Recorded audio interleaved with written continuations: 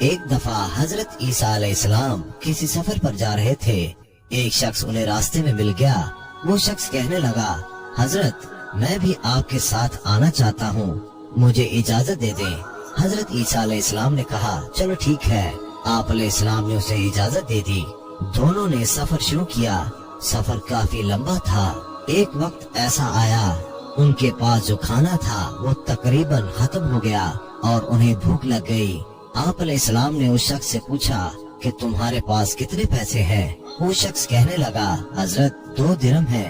آپ علیہ السلام نے کہا، میرے پاس 1 درہم ہے، یہ لو اور ساتھ والے گاؤں سے جا کر روٹیاں لے آؤ۔ وہ شخص ساتھ والے گاؤں میں گیا اور 3 درہم کی 3 روٹیاں لے کر وہ راستے سے آ ہی رہا تھا۔ اس نے سوچا کہ میرے پاس تو 2 درہم ہے اور حضرت کا 1 درہم ہے، تو کیوں نہ میں 1 روٹی کھا لوں تاکہ میری روٹی میں حصہ نہ ہو جائے۔ اس شخص نے راستے میں ہی 1 روٹی کھا لی۔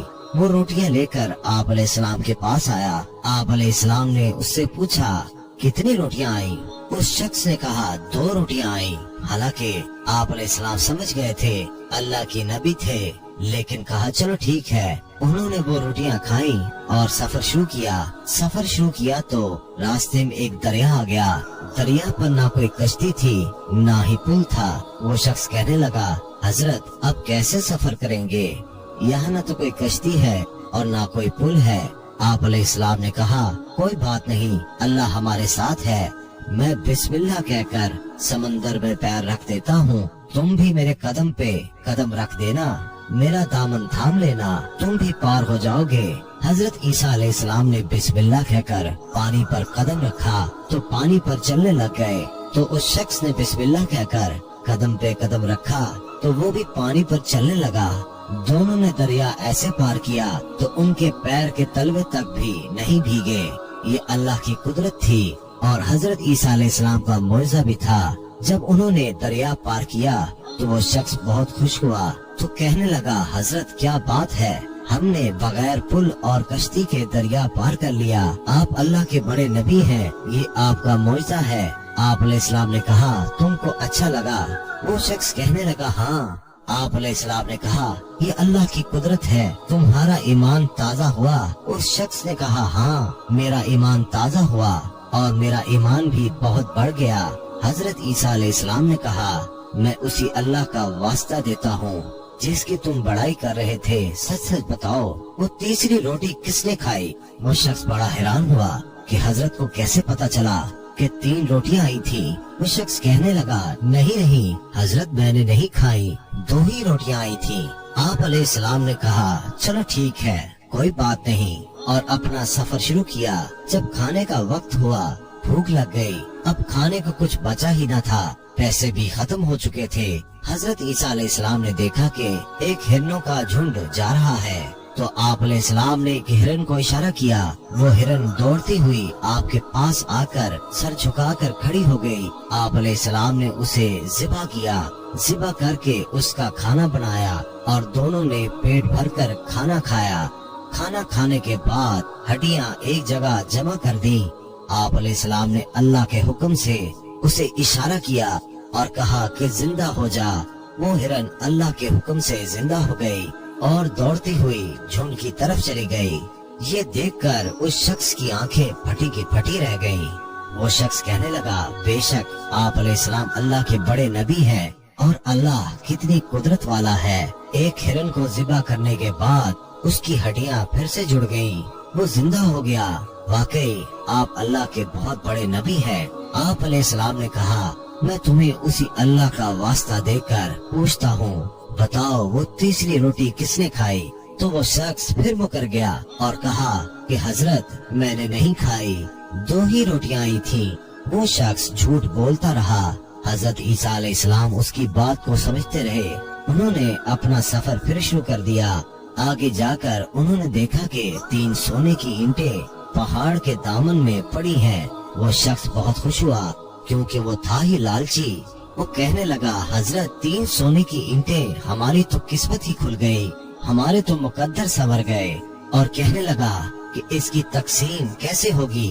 ایک تو میں لے لوں گا، ایک آپ کی ہوگی، یہ تیسری کس کی ہوگی؟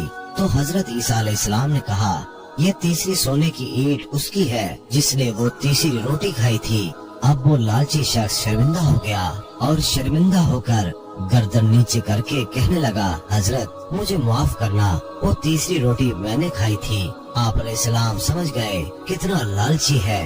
वो शख्स अल्लाह की कुदरत देखता रहा मगर झूठ बोलता रहा।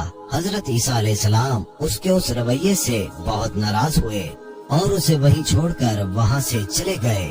उस शख्स ने भी आप अलैहिस्सलाम को छोड़ दिया क्योंकि उसे 3 सोने की ईंटें जो मिल गई थी। वो शख्स ये सोच ही रहा था कि इनको घर कैसे ले जाना है, कैसे बेचना है, ये खरीदना है, वो खरीदना है। बस वो ईंटें उठा ही रहा था। इतने में 2 डाकू आ गए। उन डाकुओं ने देखा कि नहत्ता आदमी और 3 सोने की ईंटें। उन डाकुओं ने तलवार निकाली और उसको मारने लगे।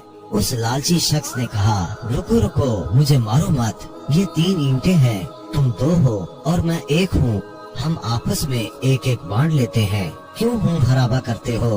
पहले के डाकू भी ईमानदार थे, वो जल्दी से मान गए, कहने लगे चलो ठीक है। इतने में उन्हें भूख लग गई। उन्होंने कहा खाना खाते हैं। उन तीनों में से एक डाकू खाना लेने के लिए गांव चला गया।